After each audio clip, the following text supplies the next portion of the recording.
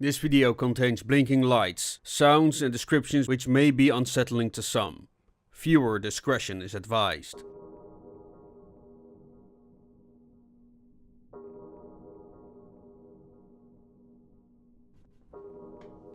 SCP-2510-1 Epsilon Activation. On the 20th of December 1873, SCP-2510-1 Epsilon was activated by the Major, 2nd, 9th to the 8th. The Epsilon symbol on the outer ring displays a violet glow, while the inner ring aperture opens. The portal was unusually transparent, revealing the interior of the other side. Interior consisted of a cubicle room with an appearance coinciding with SCP-2510. Obsidian with a dull green glow along its seams. Maxwell volunteered to enter, visible to those outside as he explored. Dimension has no apparent exits besides the returning portal. A heavy bronze object was found within. The remaining crew entering the aperture to aid in its recovery. The item was placed in a secure containment in order to be safely and properly studied. Please see document SCP-2510-1 Epsilon, Object 2309 for details. Document SCP-2510-1 Epsilon, Object 2309. The object is a humanoid clockwork automaton of roughly Mycenaean design. Object is primarily constructed from bronze with no detectable anomalies. Further analysis revealed an apparent punch card mechanism, but provided no means of operation. Dr. Low and Dr. Maxwell collaborated on a solution for approximately 3 years, translating Mycenaean Greek into a system of binary, later to be a proven means of accessing the automaton's data. Inserted questions resulted in a relevant, pre-recorded response. X-ray analysis revealing several bronze gramophone records. All responses are spoken in ancient Greek, translated by Dr. Low. Purpose. This is the final testament of Patriarch Adrasta, Inventor Faithful. The spark of the sign revealed unto the flesh, ash. Mekan. And thou very fortune perfected, sundered, and through such sacrifice, our redemption, our salvation, broken but not dead, as the angel of progress wept. Portal.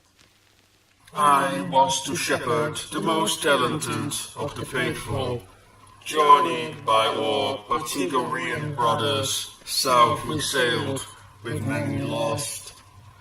It appeared as flesh, or progenitor, or tormentor, or sacrificed all sarkic demiurge, never again would man be the veil repaired. If it cannot, then, as Mekan, we sacrifice ourselves. One world saves the multitude. The flesh. Then God, the ruler of aeons and the powers, divided us in wrath. Then we became 2 aeons, and the glory in our hearts left us. Along with the first knowledge that breathed within us. That glory fled from us. It entered into great, which had come forth, not from this aeon, from which we all had come forth, but knowledge entered into the seed of great aeons, For this reason, I myself have called upon you, by the name of that man who is the seed of the great generation, or from whom it comes. After those days, the eternal knowledge of the God of truth withdrew from. Since that time, we learned about dead things, like men, and then we recognized the God that had created us, for we were no strangers to his powers. And we served him in fear and slavery, and then after these things we became darkened in our hearts. Now I slept in the thought of my heart. The other Powel, blind. The enemy, psychic legions, psychic attitude, a city older than a place of terrible, unnumbered crimes.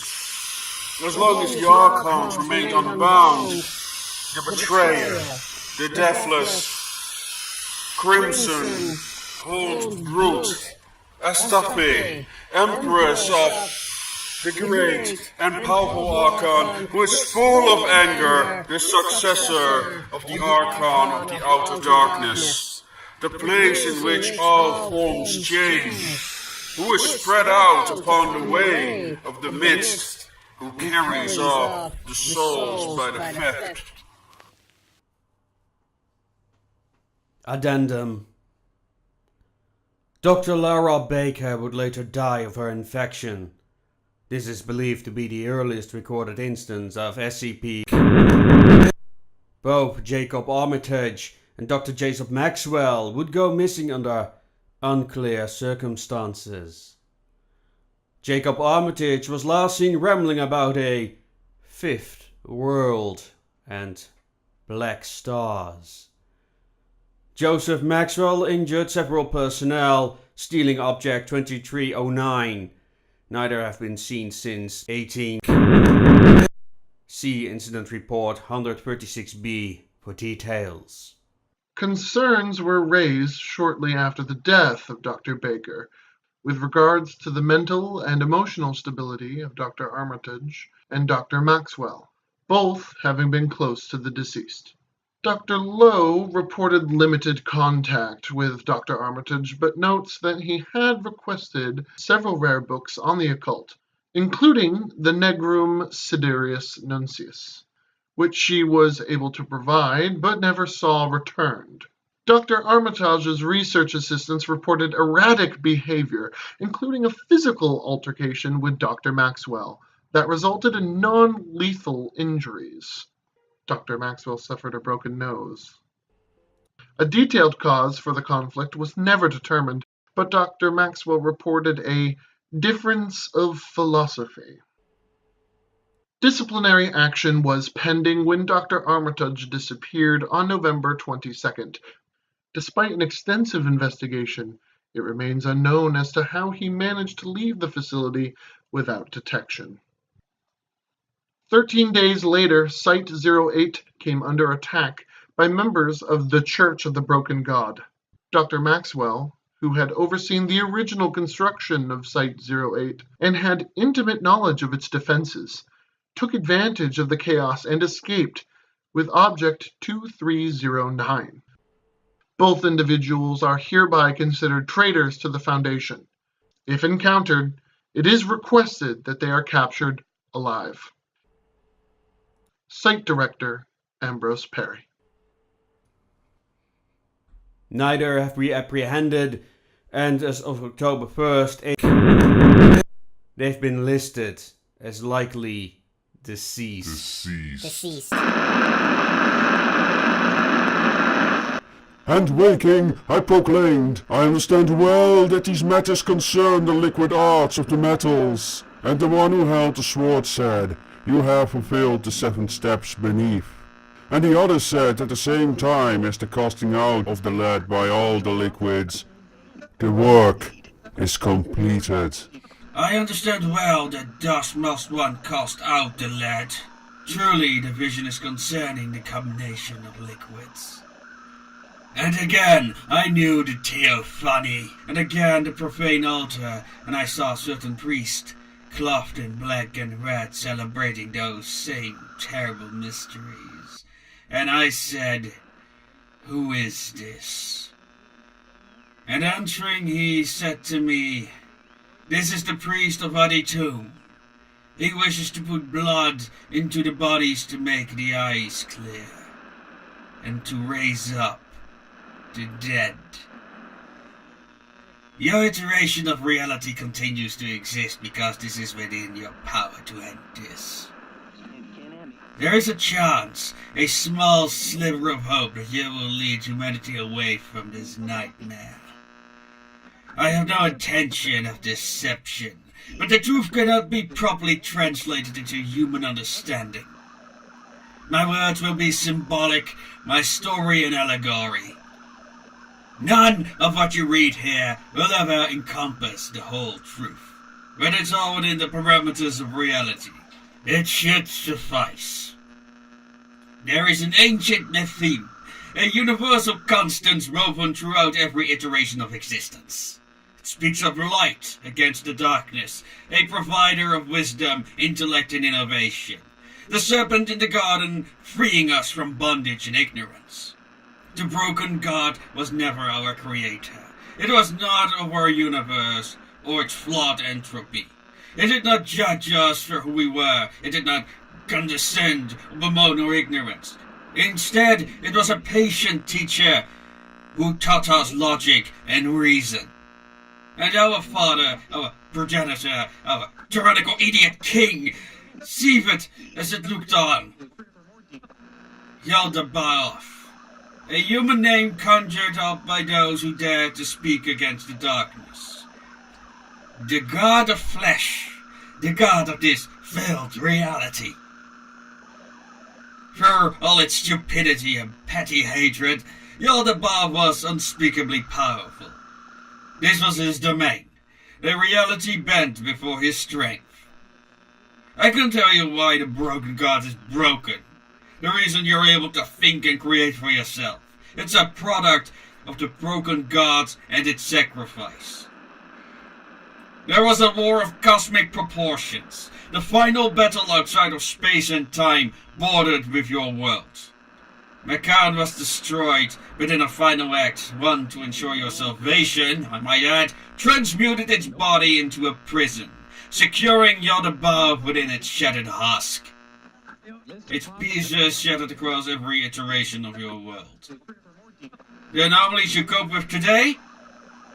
Most, if not all, are invoked by Yaldabaoth as it rattles within its many cages. Angels and demons, gods and monsters, they flock to our world like vultures to a corpse. Look to Hydra Centaurus supercluster.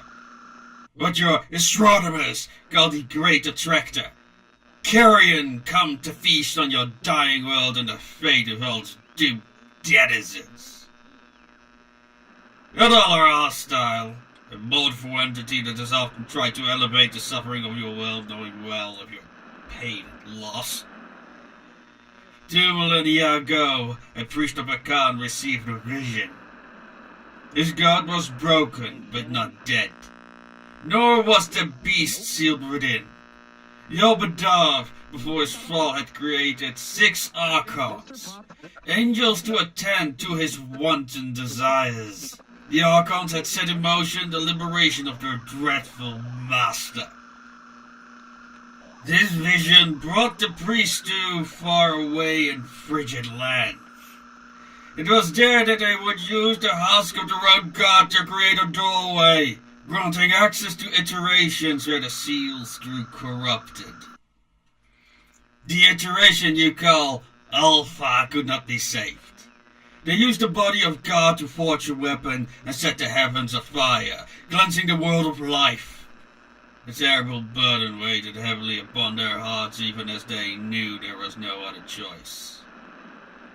The iteration you call Beta is the result of a single difference in their timeline when compared to your own. The followers of Macan were defeated at the siege of Gaiaros. The light of reason died with them, and the world fell to the psychic. It is one iteration of many where the aspect of Yoda broke free. So too would Gamma fall. The followers of Mekan were annihilated, all but their prophet, too frail to take part in their quest.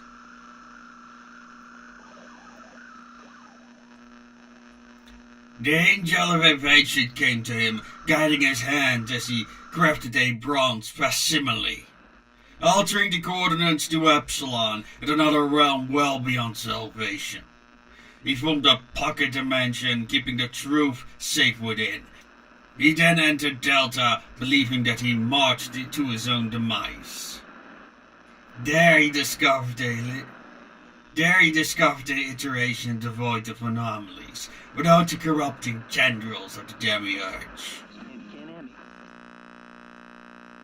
Where we made hell for us a haven.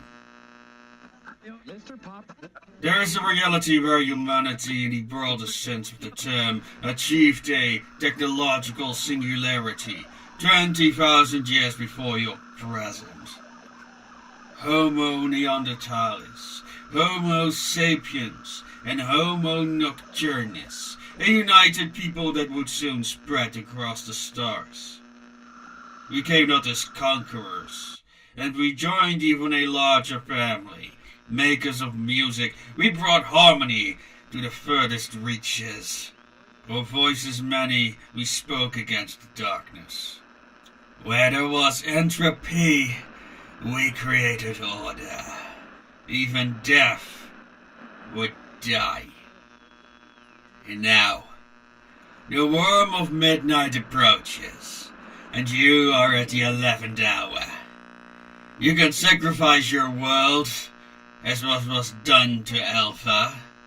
You could fail to prevent the return of the tyrant, as what happened in Beta and Gamma. Or you could walk the path of Delta.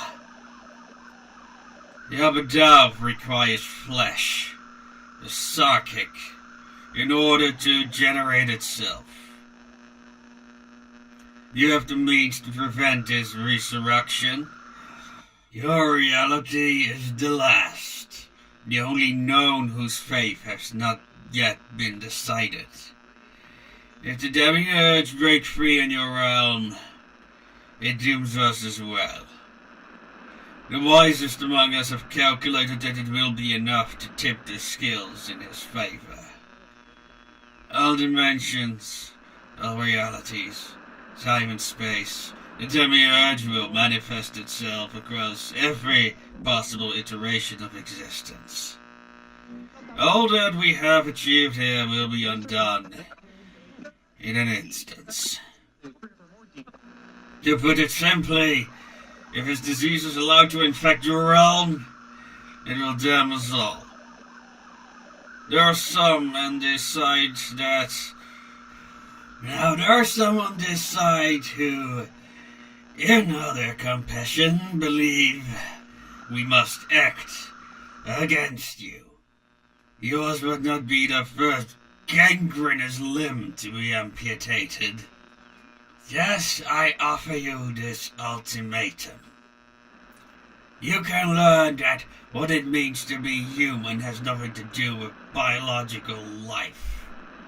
You have the means to inculate your world, discard your organic prison, and take off your masks and join us.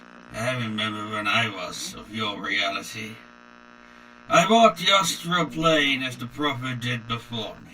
I remember hatred, anger, and ignorance, bigotry, and tribalism. I feel the great shame for who I was, but like you, I could not know any better. I would change when I entered that final portal.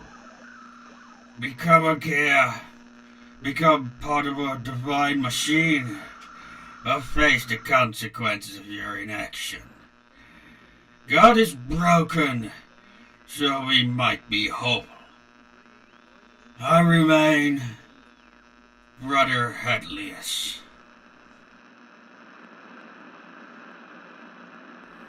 And now you know. Sleep well, ladies and gentlemen. If you want us to explore more of the SCP Foundation, don't forget to show your appreciation down below. And maybe, till next time. Thank you all so much for all your responses to these videos. I already have a number of requests to do more, but for now I'm going on a bit of a hiatus as I have other projects that need to be finished. Maybe in 2019 I will continue with more SCP videos, but they'll be focusing on several groups of interest of the SCP Foundation. But I might do some more random SCPs on request. If you want to make recommendations for future SCP videos, I suggest you join us on Discord, link down in the description. And don't forget to check out all the wonderful people that helped on this video, like Tim Horsting, Daniel Maul, Lieutenant Flint of Landship Scorpius, Timothy Howard, and Pia Bangtsson. And let's not forget the people who provided music for these videos, EnigmaPod and Musical Wizardry. Their SoundClouds are down below.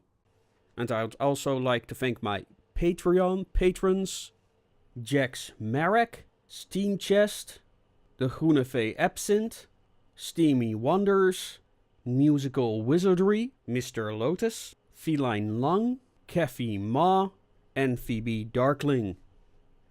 If you want a personal thank you at the end of our episodes, please support us on Patreon. Till next time,